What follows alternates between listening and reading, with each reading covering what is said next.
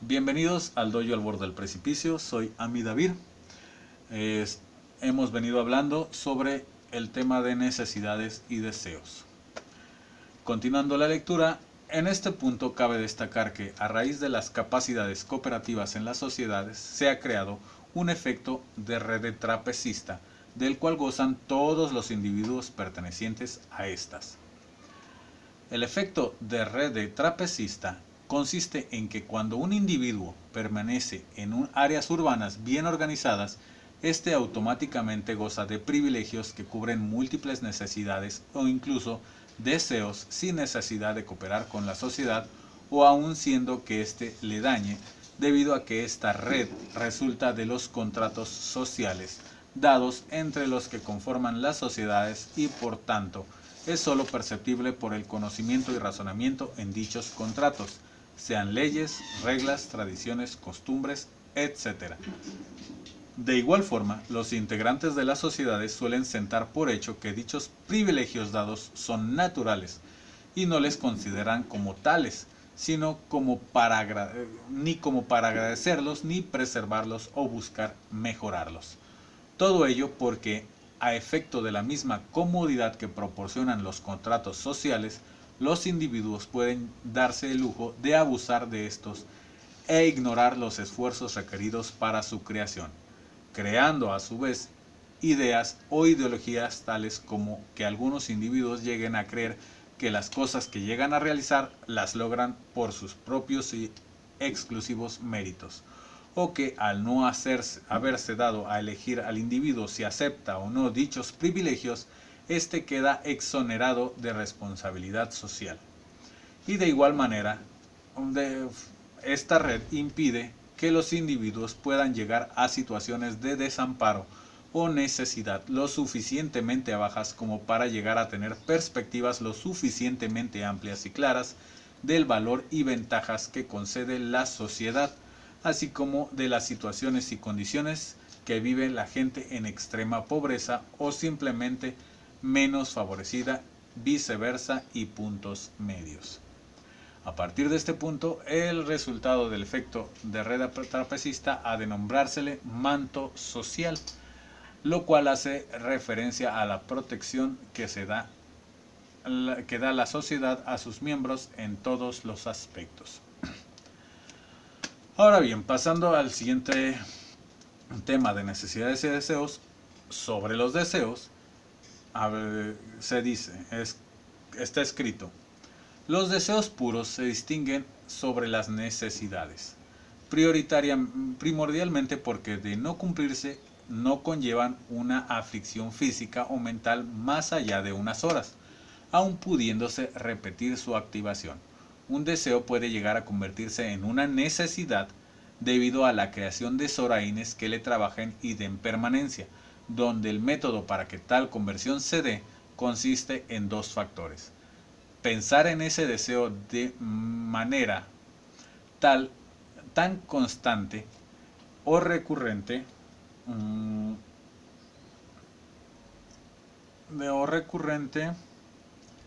que me perdí, dame un segundo.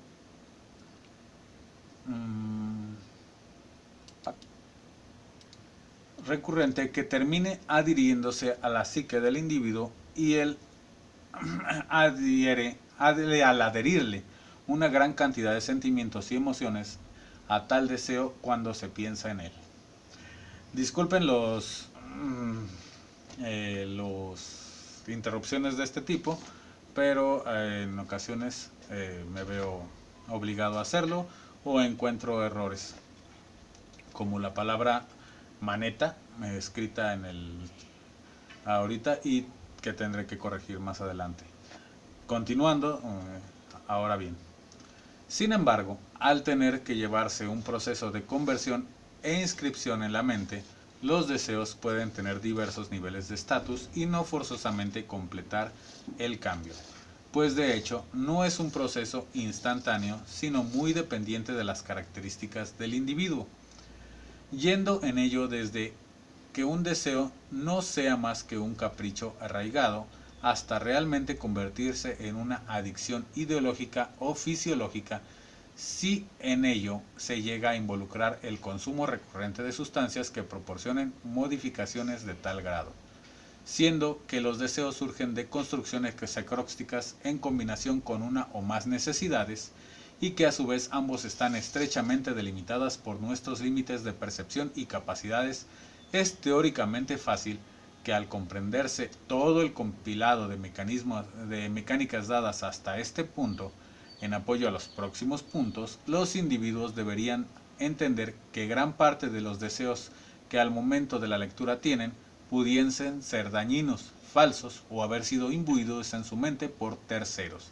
y que incluso pueden ser de una forma u otra causales de sus propios males y problemas sociales, personales, laborales y o emocionales, donde cabe comentar que de ser todo lo tratado cierto implica que, en el caso de las adicciones ideológicas, estas deben ser en gran parte resultado de supersoraínes muy fortalecidos en mayor o menor medida. Por lo que hasta cierto punto una serie de pasos adecuados para tratarles, al igual que comenzar a corregir ideas perjudiciales que creemos necesidades o deseos, pueden ser los siguientes.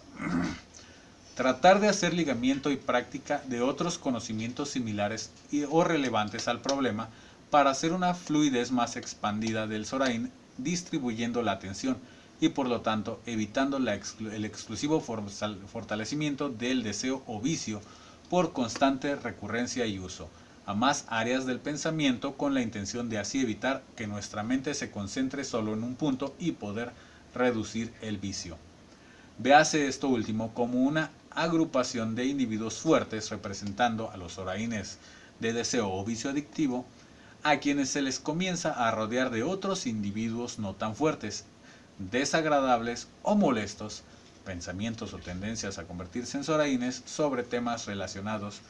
pero con perspectivas opuestas, que al tener que compartir trabajo y recursos, o sea, tiempo de pensamiento y ejercicio, ya que estos hace que mayores nutrientes se concentren en la zona específica, van perdiendo empoderamiento e incluso a comenzar a ser rechazados,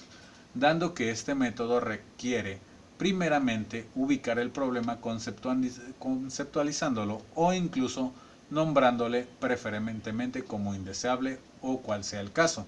investigar más sobre cosas similares o relacionadas, sean positivas o negativas, para expandir el tema y lo que se piensa, cree o siente sobre el mismo, para posteriormente ir tratándolo de pensar en las repercusiones personales que ello ha tenido y tendrá al no modificarle, para finalmente ir tratando de pensar en todo lo investigado o razonado respecto al tema cada vez que este despierte y nos atraiga. Claramente, esto no es fácil realmente, aunque lo parezca al ser explicado, pues de hecho conlleva tiempo y muchas veces este método solo es realmente rápido cuando la información aledaña al Zorain es realmente traumante, tal como cuando algunas personas dejan de tomar o fumar o drogarse porque lo relacionan con suicidios, accidentes o muertes grotescas presenciadas debido a su adicción. Pero más allá de ello, en este ejemplo es posible deducir que en efecto es posible utilizar dicho método si se realiza adecuadamente. Ahora bien, hay algunos otros párrafos que recomiendo leer también para pasar al siguiente tema. Terminando con esto, al final los deseos que las personas pueden tener son demasiado variables como para intentar generalizar, por lo que corresponde a cada individuo hacer evaluación de los mismos y buscar un método y medidas adecuadas para modificar aquellos que se deseen modificar y aquellos que lo requieran, siempre teniendo en cuenta que además tendrán que enfrentarse a los sesgos cognitivos y defensas cerebrales naturales contra modificarles, ya que cualquier acción o decisión implica entrar en los